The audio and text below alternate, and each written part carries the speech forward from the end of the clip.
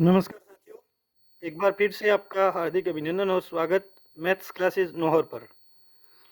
अपने 10th class के MCQ कर रहे थे। आज 10th क्लास की जो थर्ड चैप्टर है, 10वीं क्लास का तीसरा चैप्टर, तीसरे चैप्टर का नाम है दो चर वाले रेखिक समीकरण। क्या नाम है? दो चर वाले रेखिक समीकरण। इसके जितने भी एमसीक्यू बनेंगे वो एमसीक्यू करेंगे अपने। ठीक है, चैप्टर का क्या नाम है? दो चर वाले रेखिक समीकरण। इस चैप्टर के अंदर जो एमसीक्यू बनेंगे यानी कि ऑप्शनल क्वेश्चन बनेंगे या शॉर्ट क्वेश्चन बनेंगे, उन क्वेश्चनों को कवर करने की अपने कोशिश करेंगे। तो सबसे पहले तो अपने को ये पता होना चाहिए कि जो दो चर वाली रेखिक समीकरण होती है उसका मानक रूप, स्टैंडर्ड रूप क्या होता है। तो उसका जो व्यापक रूप, मानक रूप होता है वो होता है a x plus b y plus में सी बराबर 0। ये एक दो चर की जो रेखिक समीकरण है वो है। समीकरण का मतलब ये होता है कि उसमें बराबर में क्या आना चाहिए? 0 आना चाहिए। कितना आना चाहिए? 0। और जिस समीकरण में अपने चर का कोई भी मान रख दे, सभी मानों के लिए सत्य हो जाए, सभी मानों के लिए सत्य हो, उसको बोलते हैं सर्वसमीका। क्या बोलेंगे? जो सभी मान, चर के सभी मानों के लिए सत्य हो तो उसको क्या बोलेंगे? सर्वसमीका बोलेंगे। दो चर वाले रेखिक समीकरण है। ये एक समीकरण लिखी है मैंने, इसमें दो चर, एक चर तो कौन सा है? x, और दूसरा चर कौन सा है? y। ठीक है, ये दो चर है और अचर कितने हैं इसमें? चर तो दो है। कौन कौन से? एक तो x और दूसरा कौन सा है? y। और अचर कितने हैं? अचर है इसके अंदर तीन। कौन कौन से? a b c। ये क्या है? अचर है। दो चर कौन कौन से है? एक तो x है और दूसरा कौन सा है? y। और अचर कौन से हैं? a b c। चर का मतलब ये होता है कि चर का कोई भी मान रख सकते हैं, और अचर का मतलब ये है कि उसकी फिक्स वैल्यू है। अचर में जैसे 4 है तो 4 ही रहेगा, 4 को चेंज नहीं कर सकते। लेकिन चर में क्या होता है कि x की जगह 3 रख सकते हैं, 5 रख सकते हैं, 2 रख सकते हैं। इस प्रकार से चर का कोई भी मान रख सकते हैं लेकिन अचर का नहीं रख सकते। ठीक है, अब ये हो गई दो चर वाली रेखिक समीकरण का मानक रूप। तो पहला क्वेश्चन इसमें यह बनता है कि जो दो चर वाली रेखिक समीकरण होती है उसमें अधिकतम कितने पद हो सकते हैं? तो अधिकतम इसके अंदर कितने पद हो सकते हैं? 3 पद हो सकते हैं। जैसे पहला पद ये है, दूसरा पद ये है और तीसरा पद ये है। कितने पद हो सकते हैं? 3 पद हो सकते हैं। अब इसका नाम लिखा हुआ है दो चर। दो चर तो बात हो गई रेखिक। रेखिक क्यों लिखा है? रेखिक का मतलब हो गया लीनियर। लीनियर क्यों लिखा है? क्योंकि जब इस समीकरण को अपने हल करेंगे ना, तो इसका सॉल्यूशन हमेशा एक स्ट्रेट लाइन आएगी। क्या आएगी? Straight line. इसको कभी भी अपने सॉल्व करेंगे तो इसका जो सॉल्यूशन आएगा वो क्या आएगा? एक सीधी रेखा आएगी, स्ट्रेट लाइन आएगी। इसलिए इसको बोलती है रेखिक। क्या बोल दिया? रेखिक। ठीक है। तो इस चैप्टर में क्या करेगा? अपने को दो समीकरण देगा। दो समीकरणों में पहले समीकरण ये लिखते हैं a1x प्लस में b1y प्लस में c1 बराबर 0। ये इक्वेशन नंबर फर्स्ट है। और इक्वेशन नंबर सेकंड ये लिख दी मैंने a2x प्लस में b2y प्लस में c2 इज इक्वल टू कितना आ गया? 0। ये इक्वेशन नंबर सेकंड है। ठीक है, अब क्या होगा कि इससे दो समीकरण बनेंगे। दो समीकरण दे रखी है तो इससे क्या बनेगा? जब इन दोनों को हल करेंगे ना तो दो लाइनें बनेगी।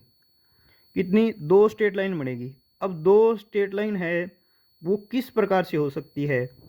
तो दो स्ट्रेट लाइन अपने बात करें ना तो वो इस प्रकार से हो सकती है, यानी कि कभी भी दो लाइनें आपस में काटे ना। दूसरी इसमें कंडीशन क्या हो सकती है कि एक स्ट्रेट लाइन तो ये है और दूसरी इसके ऊपर इस प्रकार से आ रही है। ठीक है, तीसरी इसमें क्या कंडीशन हो सकती है कि एक लाइन ये है और इसके ऊपर ही दूसरी लाइन आ गई। एक लाइन है और उसके ऊपर दूसरी लाइन आ गई। ठीक है, इसके अलावा और कोई कंडीशन हो सकती है क्या? नहीं हो सकती। दो रेखाओं की यही हो सकती है, या तो वो आपस में कभी काटे नहीं, ये आ गई, या वो किसी एक बिंदु पे काटेगी। दो सीधी रेखा एक बिंदु पे काट सकती है। तीसरी कंडीशन क्या हो सकती है दो रेखाओं की? एक रेखा के ऊपर दूसरी रेखा। ठीक है, जब एक रेखा के ऊपर दूसरी रेखा हो, एक लाइन के ऊपर दूसरी लाइन हो, तो उसको बोलते हैं संपाती रेखा।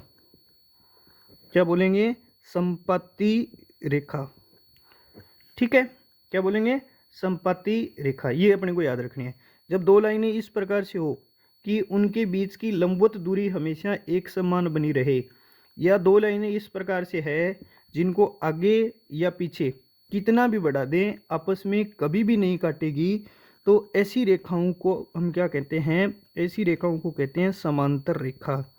क्या कहेंगे? समांतर रेखा, यानी कि जिनका अंतर क्या होना चाहिए? समांतर होना चाहिए, समान होना चाहिए, तो उसको क्या कहेंगे? समांतर रेखा। ये आपस में काट रही है, ये दो रेखाएं आपस में काट रही है, तो इनको क्या बोलेंगे? इनको बोलेंगे प्रतिच्छेदी रेखा। कौन सी रेखा? प्रतिच्छेदी रेखा। ठीक है, पहला तो ये ही एमसीक्यू बनता है कि दो रेखाओं की कंडीशन क्या क्या हो सकती है। तो वो रेखा संपाती हो सकती है, समांतर हो सकती है, प्रतिच्छेदी रेखा हो सकती है। ठीक है, अब दूसरा इसमें ये पूछता है कि इसका हल संगत है या असंगत। क्या पूछेगा कि इन रेखाओं का जब हल करते हैं ना अपने, तो हल संगत है या असंगत। तो ये बताने के लिए संगत है या असंगत है क्या करते हैं? यदि दो रेखाएं कहीं भी आपस में टच करती है, काटती है, आपस में कहीं भी टच करती है या काटती है, तो ऐसा जो हल होता है ना, वो संगत हल होता है। क्या होता है? संगत। यदि रेखाएं किसी भी कंडीशन में आपस में काटे नहीं, किसी भी कंडीशन में आपस में काटे नहीं, टच नहीं करे, तो ऐसी रेखाओं का जो हल होता है वो क्या होता है? असंगत होता है। संगत के लिए रेखाएं आपस में क्या होनी चाहिए? टच होनी चाहिए, काटनी चाहिए। ये जो रेखा है टच कर रही है आपस में, एक रेखा के ऊपर दूसरी रेखा है, तो यहाँ कौन सा हल होगा? यहाँ हल होगा संगत हल। कौन सा होगा?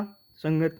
यहाँ लाइनें आपस में कहीं टच कर रही है क्या? नहीं करेगी, और न ही करेगी, तो ऐसा हल क्या होगा? ऐसा हल होगा असंगत हल। कौन सा हल? असंगत हल। इसमें रेखाएं काट रही है, काट रही है, तो इसका कौन सा हल होगा? इसका हल होगा संगत हल। कौन सा हल हो जाएगा? संगत हल। ठीक है, आगे बढ़ते हैं अपने। फिर देखो, ये पूछता है कि हल किस प्रकार का है इसका। संगत है असंगत बता दिया। इसमें ये पूछता है कि ये जो लाइन है इसके कितने हल है, ये जो लाइन है इनके कितने हल है, ये जो लाइनें हैं इनके कितने हल है। देखो, एक लाइन दूसरी लाइन को कितनी जगह टच कर रही है? इसमें इसमें अनेक जगह टच कर रही है, अनेक जगह टच कर रही है ना, क्योंकि एक के ऊपर दूसरी है तो प्रत्येक जगह टच करेगी। इसलिए इन रेखाओं के कितने हल होंगे? इन रेखाओं के अनेक हल होंगे। कितने हल हो जाएंगे? अनेक हल हो जाएंगे। फिर बात करते हैं इस कंडीशन में, रेखाएं आपस में कहीं टच कर रही है क्या? नहीं कर रही है, तो इनका क्या हो गया? इनका कोई हल नहीं होगा, कोई हल नहीं। ठीक है, और तीसरी कंडीशन में, तीसरी कंडीशन में रेखाएं कितने बिंदुओं पे काट रही है? एक बिंदु पे।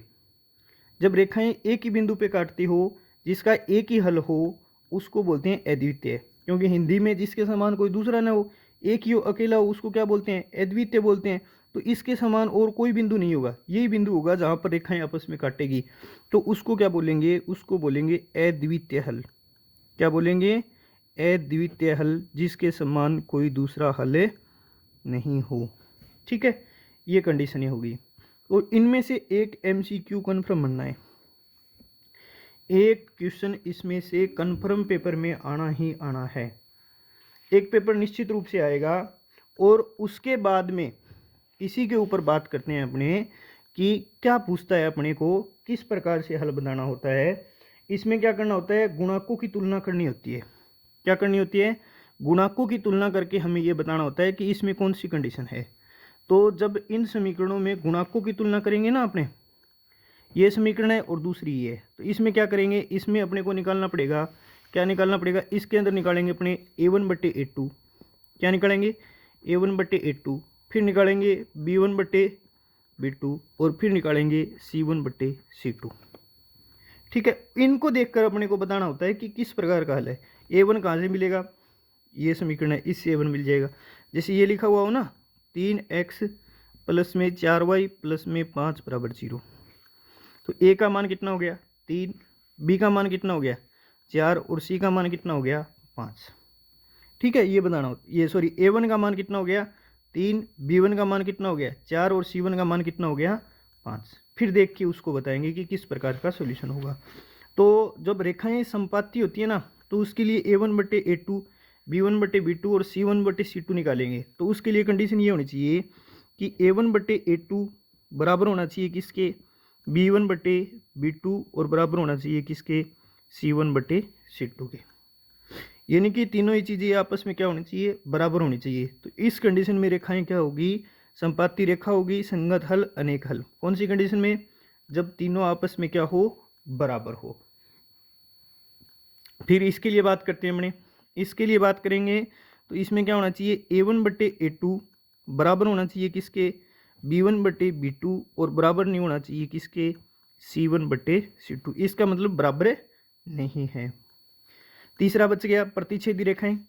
प्रतिच्छेदी रेखा कब होगी, जब A1/A2 बराबर नहीं हो किसके, B1/B2 के, तब रेखाएं आपस में क्या होती है, प्रतिच्छेदी होती है।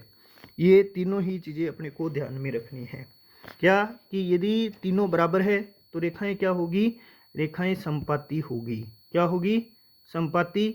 यदि पहले दो बराबर है, तीसरा बराबर नहीं है, तो रेखाएं क्या होगी, समांतर होगी। और पहले दो बराबर नहीं है तो रेखाएं आपस में क्या होगी, प्रतिच्छेदी रेखा होगी। ठीक है, उसके बाद में बात करते हैं कि जो दो चर की रेखिक समीकरण है, दो समीकरणें हैं, उनको हल करने की कौन कौन सी विधि होती है। तो इसके अंदर जो दो चर की रेखिक समीकरण है, उनको हल करने की जो पहली विधि आती है ना, वो आती है प्रतिस्थापन विधि। कौन सी विधि, प्रतिस्थापन विधि।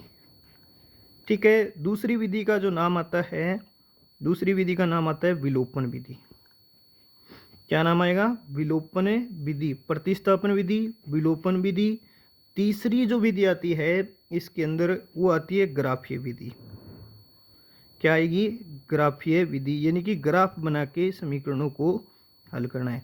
चौथी विधि जो आपकी किताब में नहीं है लेकिन आपको याद रखना चाहिए, चौथी विधि कौन सी होती है, चौथी विधि होती है वज्र गुणन विधि, यानी कि वज्र गुणा करके इस दो समीकरणों को हल करना होता है। वो कौन सी विधि होती है, वज्र गुणन विधि। तो दो चर की रेखिक समीकरण को हल करने की चार विधियां कौन कौन सी, पहली प्रतिस्थापन, दूसरी विलोपन, तीसरी ग्राफीय, और चौथी वज्र गुणन विधि। इस तरीके से इन समीकरणों को अपने क्या करते हैं, हल करते हैं। ठीक है जी, ये बात समझ में आ गई आपको। अब क्या करता है कि इसमें भी और सवाल पूछे जाते हैं, दो तीन तरीके के। किस प्रकार के सवाल पूछे जाते हैं उसकी बात करते हैं अपनी। ये बात याद रखनी है, ये जो मैंने लिखा है इसमें से आपको एक क्वेश्चन तो डेफिनेटली, दो क्वेश्चन तक मिल सकते हैं, दो क्वेश्चन आराम से मिल सकते हैं।